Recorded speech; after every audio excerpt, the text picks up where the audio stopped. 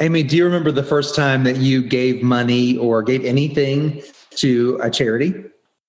I do actually, Holland. And, and as much as we've learned in our podcast about how to give well, and, when we were talking with David Taylor and Chara, and it's just like, sometimes when I think about my background, I'm like, oh, I kind of cringe. But when I was in high school, we did a fundraiser for a organization, and we actually had a simulation on what it was like to be a country in hunger. Like, we had to fast all day and raise money to experience what this was like. And we had to watch the countries, people who were representing those countries actually get to eat, and we didn't. So we just had to watch them eat as we were hungry, just to have that experience. And so I will never forget that experience. I think it's tied into just that replication of what it's like to really be hungry and not having food. So it was a motivator, it was a catalyst in my giving, but I'm a little chagrined at, was that really the best way to do that? I don't know. I've heard of doing things similar to that, though. I think I shared my first experience with giving when we did the episode on hunger with Alan Harkey, and he was working with Feed the Children. And yep. I shared that when I was about 5 years old, I remember seeing Larry Jones, who was the founder of Feed the Children, on TV, and I, working with my mother or whatever to send a gift to the organization. But like you were saying, philanthropy's changed a lot since we were in school. Yes, exactly. And it's interesting that we both picked up on memories of hunger. It must really be resonating in our mind as young kids. I think it's something you can understand, right? Yeah, exactly. Right? You can't really understand something as esoteric as some of the stuff that gets raised money for, but when you're hungry. Exactly. And maybe that's it. But, mega donors like the Gates Foundation, they're doing more than many national governments do to encourage long-term change. And, even Holland, ordinary people like us, we can rethink about giving and what does philanthropy actually mean. We can't do good the way we used to. And I think that's really kind of what you and I are getting to. But obviously, you and I are not experts in the field of philanthropy, and we want to talk about the future of philanthropy. And so we have brought Nick Walsh, and he's the managing director at Changing Our World, to the table. So glad to have you. Very glad to be here. Thank you. We've also invited David Bryant, who's the executive director at Heart for Africa, to the table. So welcome, David. Thank you. I'm glad to be with you all tonight as well. Hi, I'm Holland Webb. Hi, I'm Amy Boland. And you're listening to The Afterword, a conversation about the future of words. So I know you guys didn't spend your childhoods dreaming of one day becoming fundraisers. In just 60 seconds, would you mind sharing the Cliff Notes version of how you got from life as a child or a young adult to being a fundraiser today? How about we start with you, Nick? Sure. No, I'm from West Hartford, Connecticut originally, and I went to school at Fordham University in the Bronx, New York, and was a history major in school. So I kind of left college not knowing exactly what I wanted to do, but I knew I wanted to be involved in the social impact space. I wanted to be making a difference beyond my own success and just apply the skills I had learned as a history major in somehow, some way. And I came upon Changing Our World, which is a philanthropic consulting agency that works with nonprofits and foundations and corporations on their fundraising and their CSR initiatives. And I've been there ever since, aside from waiting tables briefly after school in New York. And now I'm coming up on my 10-year anniversary there this year. But what I was initially hoping for was to be exposed to a wide range of different initiatives across the philanthropic sector. And that's exactly what I've gotten out of it. Worked with everything from schools to hospitals to parishes to museums and memorials. And it's just been a nice blend of my love for writing and for working with people and building those kinds of relationships and working toward a greater collective goal. So it's been a great experience so far. I didn't realize you'd been there 10 years. Coming up on 10 in October, yeah. How about that? How do I not know you? How did we not cross paths? Or do I know you and I've just forgotten? Maybe we've been at a gala together or something. I don't know. All right, David, what about you? Well, as a young child, I wanted to be Superman, Holland, and quickly was disabused of that notion by the time I was 6 or 7 and figured out I had to do something else. But I was in graduate school. This was the late 90s, working towards a master's degree in social work. And I had grown up in a family. My father was a minister. My mother was a teacher. My brother's in law enforcement. And so we grew up with a lot of focus on serving other people and being in ministry and being involved. And I had an executive director, and I was working in a social services organization, and he approached me and said, hey, we need to raise a couple $1 million to build this children's center. And I want you to help me because you know people in these different communities. And I said, Charlie, I don't know anything about raising money. And he said, yeah, but you love people and they love you. You'll do great. And we raised a couple $1 million, and I fell in love with fundraising and the opportunity it afforded me to help people align what their resources and opportunities were with the mission and vision of organizations. And I love that sweet spot where you see the light in a donor's eye go off when you're talking about something that's incredibly important to them. And so that's what brought me to fundraising 20 years ago. And that's what I've been doing over the last couple of decades now. So you just got invited into a $2 million capital campaign and never looked back. I can't say I didn't look back a couple of times. I mean, there are times that, and I'm sure Nick can agree with this, there's times when fundraising is a very daunting and challenging world in which to inhabit. I always say it's one of those occupations where everyone else knows more than you, and you need to have a thick skin because everyone will tell you how to do something differently or better. But for me, what keeps me really fired up about fundraising is people and the relationships that occur, because what charges me up, and going back to that story, it really was about people and the relationship that I had with them and the story that I got to invite them into. And so for every organization of which I've been a part, inviting them into the story of that organization and the work that the organization was doing was kind of central to that. I don't feel like I've ever asked for money. I feel like I've just invited people into stories. That's wonderful. And again, love that both of you are talking about stories. Here on the Afterword, we really appreciate the concept of story. And so let's talk a little bit about some stories around some words, because I'm already starting to hear a few words that make me kind of go, I don't know what they're talking about. Nick, you mentioned something about social impact field. I love that. I think I know what that is. And by CSR, did you mean like customer service representatives, or what is CSR? Oh, you're right. I should have clarified. I meant by that corporate social responsibility, and I think it's one of the terms we'll talk about today, which is sometimes used interchangeably with citizenship and things like that. Okay. Well, good. Then I'm feeling a little bit more comfortable. You got it. With all the acronyms and terms, because I think this is such an important topic. And so we want everyone to feel like they can have a grasp on this, this conversation. So the first one, and we're going to just do these rapid fire, just a couple little blurbs of something that will help our listeners level the playing field and have a better understanding of these terms. So the first one, doesn't matter who takes it first, cause-related marketing. What do you think? Well, I'd see that as when a corporation and a nonprofit are working together to market something or to promote something. It's helping the company and their bottom line, and it's helping the nonprofit's cause. And you're kind of working with each other to share each other's brand and work toward a greater good. So is that like if I buy a pair of sneakers, somebody gets a meal? Yeah, exactly. And you might hear about Feeding America as a result and learn more about their mission. Yeah. Okay. And shop at Dwayne Reed more as a result or something. Okay. I'm starting to follow. Very good. David, what else? What I always think about is the NFL and breast cancer. Okay. Pink sneakers, pink helmets, pink uniforms, just something that's tied together to generate recognition and opportunity for people to get involved in ways that they might not have ever received the message otherwise. I love that. There's a pest company in our area that actually does that. They have pink trucks. And now that you're saying that, it makes perfect sense. All right. How about collective impact? I know what they mean separately, but not together.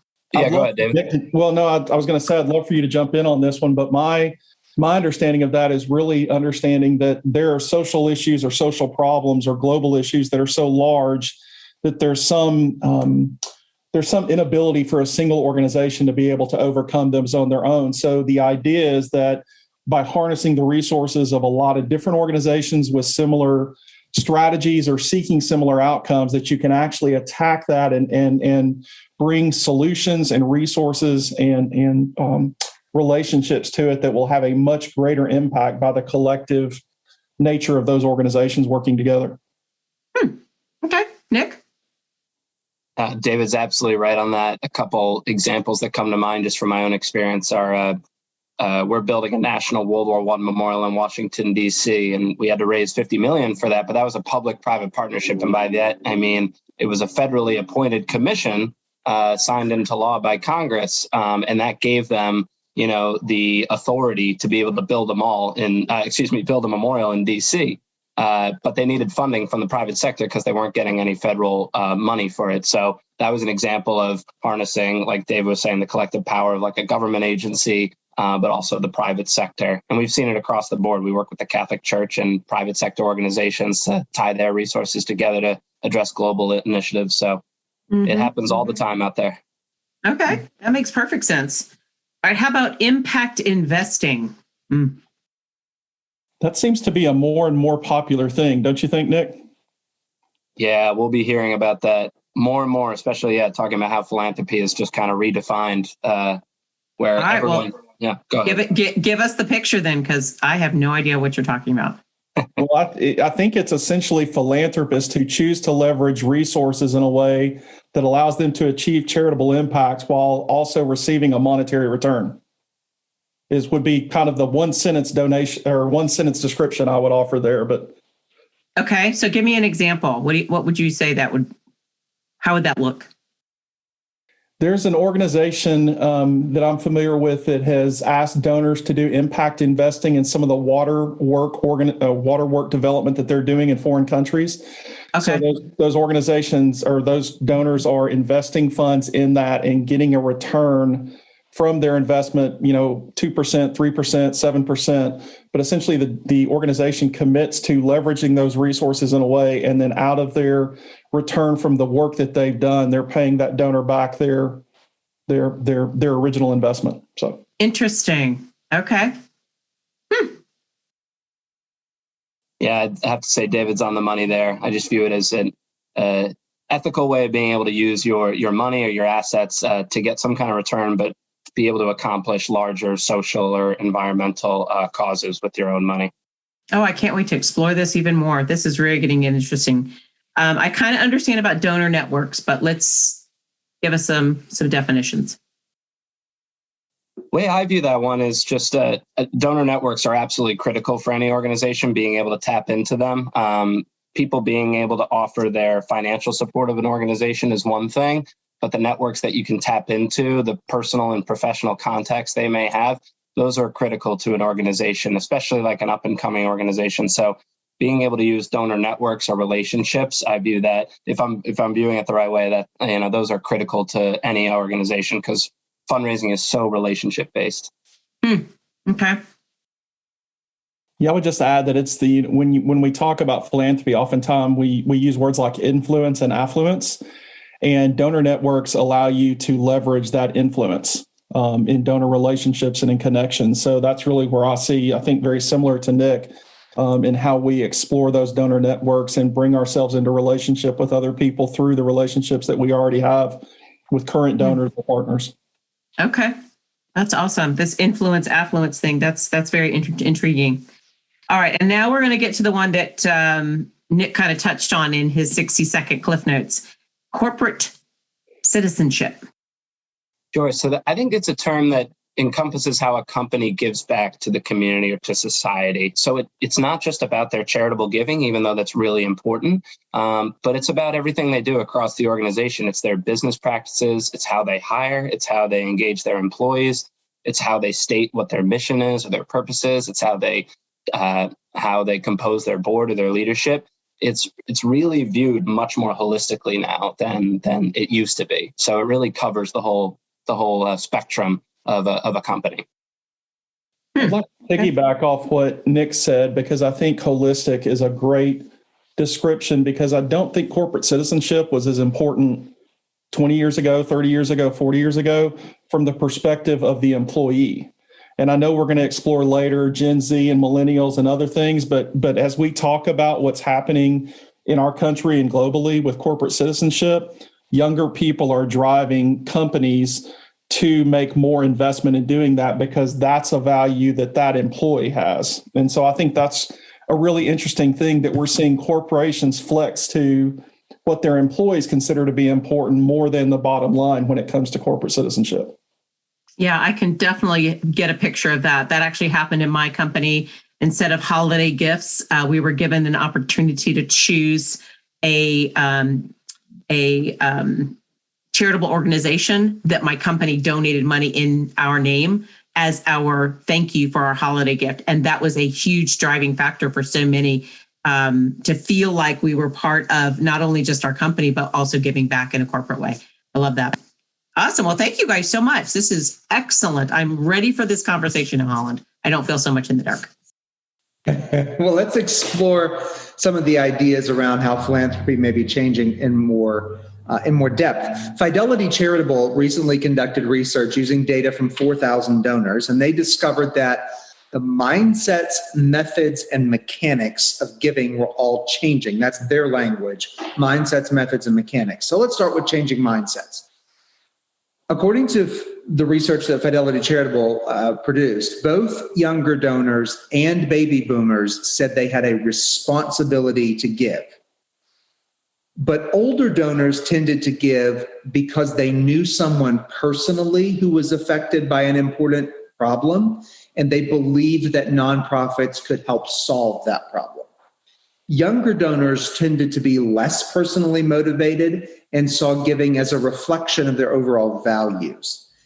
Do you think that's true? And if so, what will this changing mindset do to organizational donor loyalty?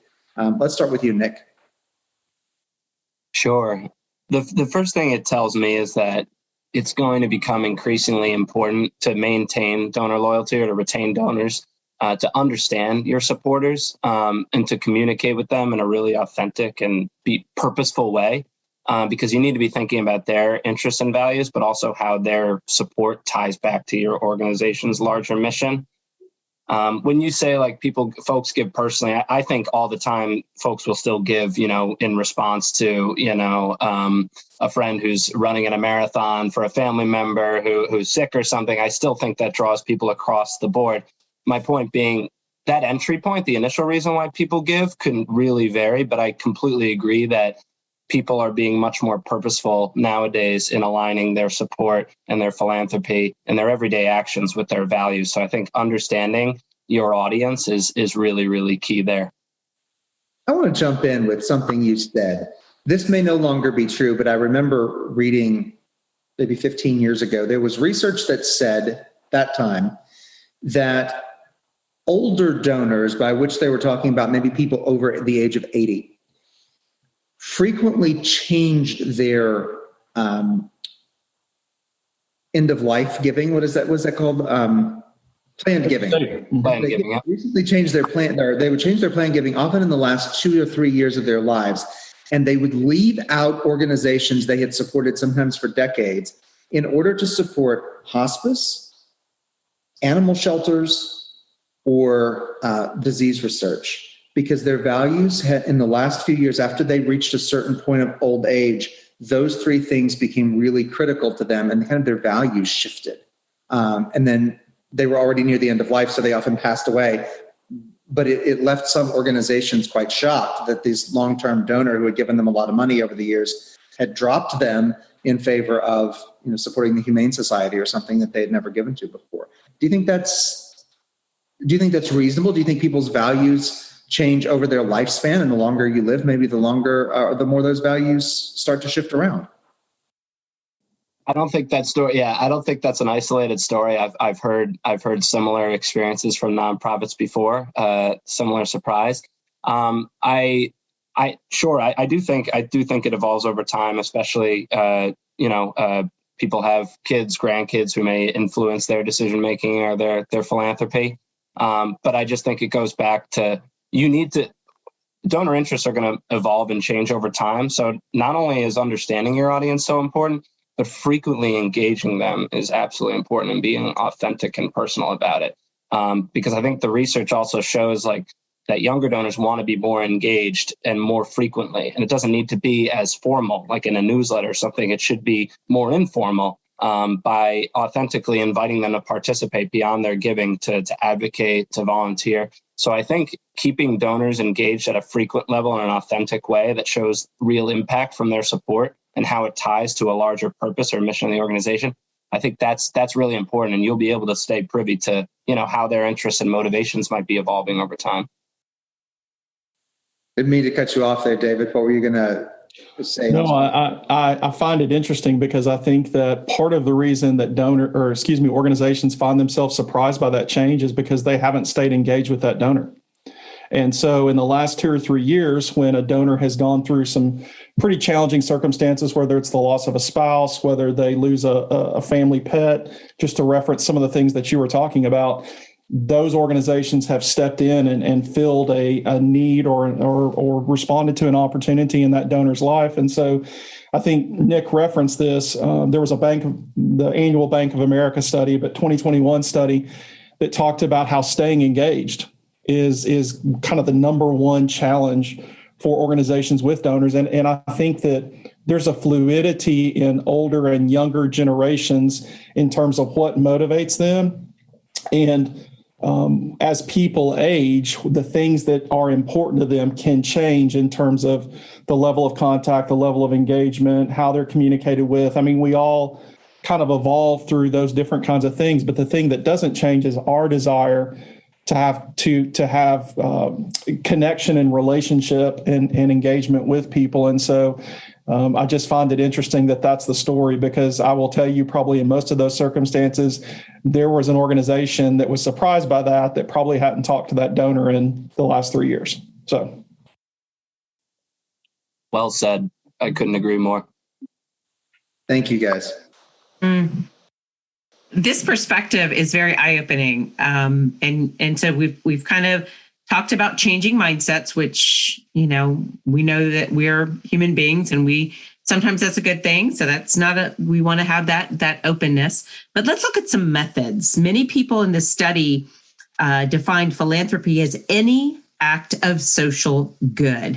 Specifically, today's donors make personal financial decisions through the lens of social change. And we've heard both of you use that phrasing even in some of your definitions tonight. They want to work for employers that get back. We kind of touched base on that a little bit. And they consider those choices to be philanthropy. About 74% of millennials claim to be philanthropists under this new definition.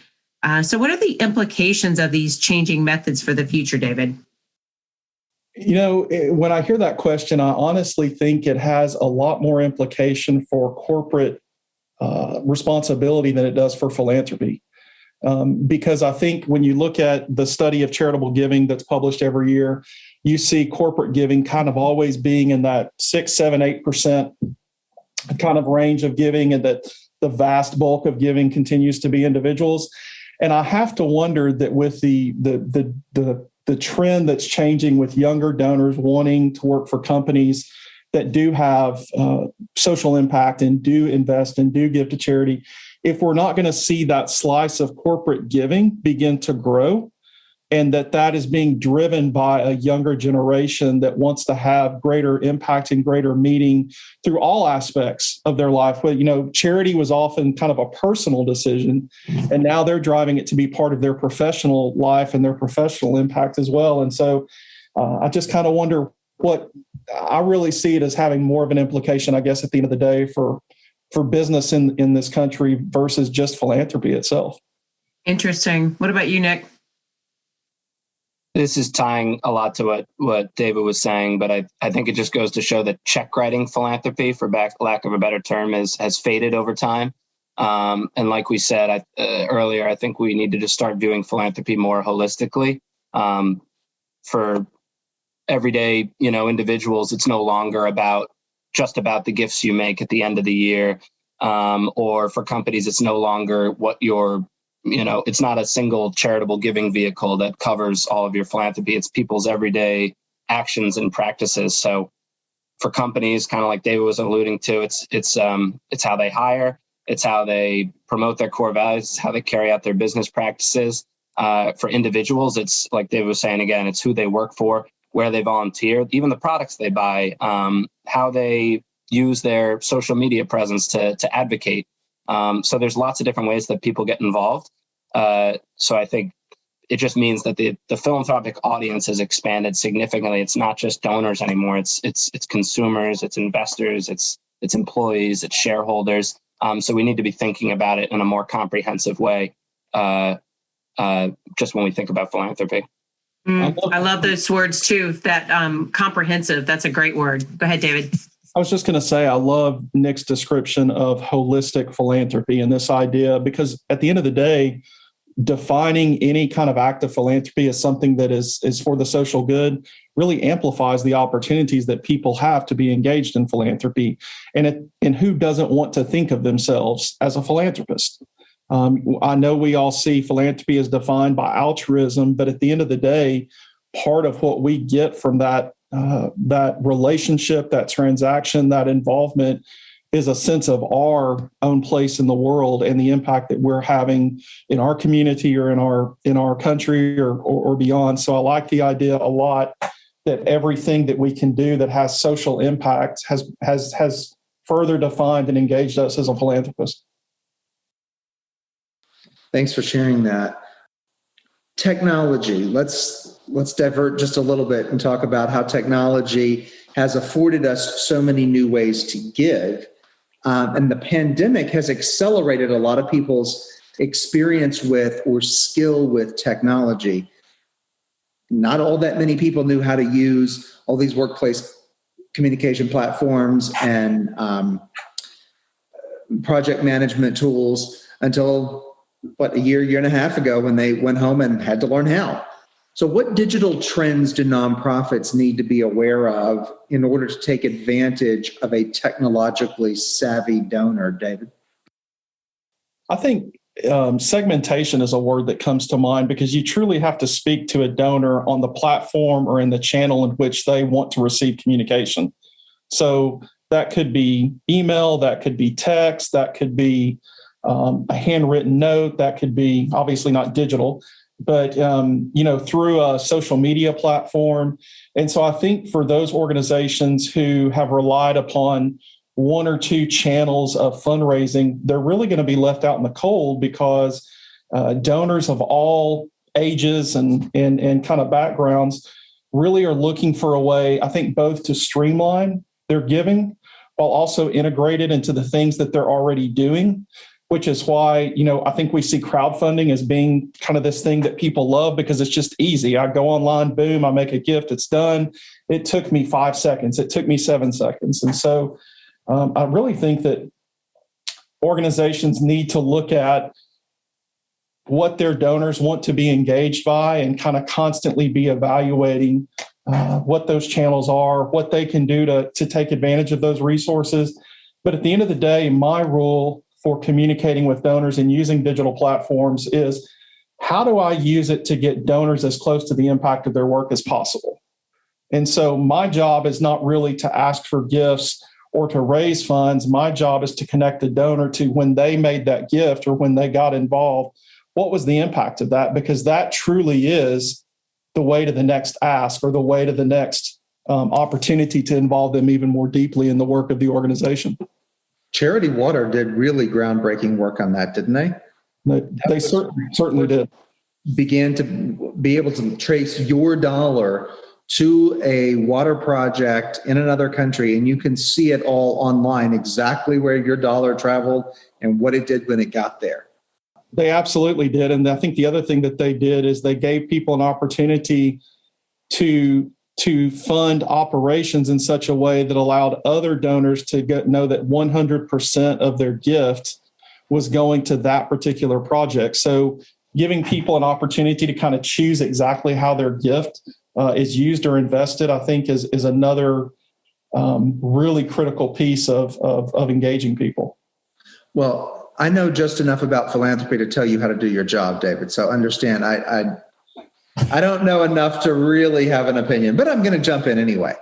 I think there were organizations that saw what Charity Water and other similar kind of cutting edge groups did with technology and how they flourished as a result. And so they didn't quite understand what you just said, which is Charity Water used technology to bring a donor and the project right together in a profound and an emotional way. What they saw was Charity Water used technology, full stop. And so they ran headlong after whatever new technology was available to them. And in fact, today you get something in your email. So what? You got 50,000 things in your email today. You ignored most of them. You get something in your mailbox. Maybe you got 5 things in your mailbox or 3. Something that comes in a printed form now stands out to a donor, whereas 20 years ago, if you got something in your email, you were excited because email was new. And something that came in your mailbox, well, it was part of the 40 pieces that you got that day, and you tossed almost all of it in the trash can. So in some ways, it seems to me, organizations can almost be the anti-technology and stand out more in the 21st century than those that are running after digital but aren't at the forefront of that movement. Am I right? I think yes, because I do a lot of handwritten notes and I get so many responses from donors about that note. And even when I'm signing thank you letters in the office and I write things on that letter, my assistant will always remark to me, I love reading these when I'm slipping them in the envelope or something, because it helps me know who that donor is based on what you wrote. And so I think that, again, it goes back to knowing your donor and knowing how they wish to be communicated with. But I think that the other piece of organizations seeing somebody do something, I think the perfect example of it is the Als Ice Bucket Challenge. Every single nonprofit organization in the country and every single board of those nonprofit organizations came to their development staff when the Als Ice Bucket Challenge happened and said, how are we going to do the same thing? And, sometimes the novelty of something is the very key to its success, and it can't be replicated.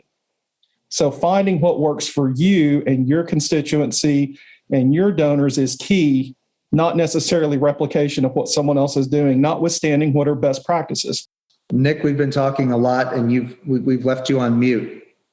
No, I'm listening. I agree here. It's not any single technology or medium that's like the winning answer, silver bullet solution. It's like what David was saying. Are you engaging your donors personally in a personalized way? Are you engaging them in the way they want to be engaged? Are you doing it authentically? Are you tying it back to the mission? Are you showing their impact? So it's really more like core principles to be thinking about, whatever the medium is. But I totally agree. You can never underestimate the value of a signed letter thanking a donor. I've helped nonprofits reach out to CEOs of Fortune 200 companies who get a gajillion letters a day. But if they get, a signed letter from someone they know or someone of significance, like they might take another look at it, or if it's just personalized enough. So it's really, really important. This is so good. And I really appreciate the words that both of you using, David, especially that word when you were first answering that last question was segmentation in communication. And Nick, you were talking about just having that individualized opportunity to make that connection, that personal connection, because none of us are robots. And so having that connection is vital. So as we close out this first episode, I'm really excited to continue talking with you all because we have lots more questions. Let's boil this down to one essential element and how we need to understand the future of philanthropy. So Nick, I'm going to start with you first. What's an essential element? right in line with what we're saying. I think it comes down to donor retention. I think that's more important than ever. We've got competing technologies, competing organizations, competing marketplaces to think about. It's still probably the most effective way to increase funding without overspending on acquiring new donors. It's always going to be more cost effective than trying to acquire a new donor. So it just goes back to what we talked about earlier. Meeting your donors where they are, using purpose-driven communications to keep in touch with them, and being able, just one thing, just on the communication front, is just being able to simplify your message. We talked about all these different kinds of mediums before. You need to be able to show your impact and your mission, and why it's critical, not just in like a 3-page newsletter. You should be able to tell that in the span of a short video, or even in an image, or in a few sentences. Of course, there's so much more to it, but being able to keep your donors engaged through effective personal communications and frequent engagement, I think is key. Okay. What about you, David? What's the essential element? Yeah, Nick used a word in his last answer that is a very, very important word and concept for the work that we do, and that's authenticity. And Jerry Panis, who is kind of a fantastic guru and godfather and theologian and high priest of fundraising, rest in peace. He passed away a couple of years ago, but he always used to say that the number one characteristic and number one most cited personality characteristic that donors looked for in major gift officers or in fundraisers was authenticity. And I think in the day and age in which we live in which people are searching for meaning, they're searching for truth, and they're searching for the ability to know that the things that they're doing are going to have impact. They're going to search for authenticity with organizations. And are you who you say you are? Do you do what you say you're going to do? And are you going to help me achieve my philanthropic objectives in a way that will be fulfilling to me? So I don't think we can understate the impact of authenticity, the need for it, and the deep, deep desire that people who are philanthropists have for that. That's excellent. So donor retention, keeping the message simple, stay engaged, and be authentic. All right. I really appreciate this this topic and this essential element. Thank you so much. It's an authentic conversation, and we're going to continue it on the next episode. So for now, we want to say special thanks to Nick and David. We have a lot more to talk about regarding the future of philanthropy. While you wait for that in part 2, please go to theafterwordpodcast.com and become a subscriber. Leave us a review and tell your friends about us. And as always, you are welcome at our table.